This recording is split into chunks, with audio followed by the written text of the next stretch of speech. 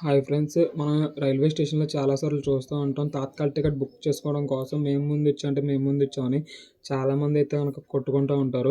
దీనికైతే గనక చెక్ పెడతాకైతే కేంద్ర గవర్నమెంట్ అయితే గనక ఒక న్యూ రూల్ తీసుకొచ్చింది. అది ఏంటి అంటే గనక టోకెన్ సిస్టమ్ అనమాట.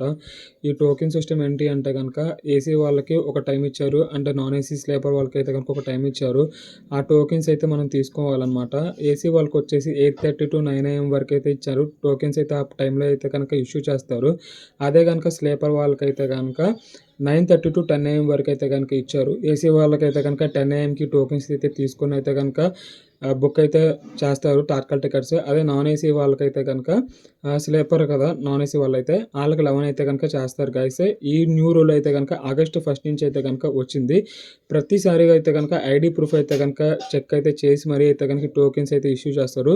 10 to 15 టోకెన్స్ లోకల్ బట్టి, ప్రియారిటీస్ బట్టి అయితే గనక ఇస్తారు గైస్. Thank you.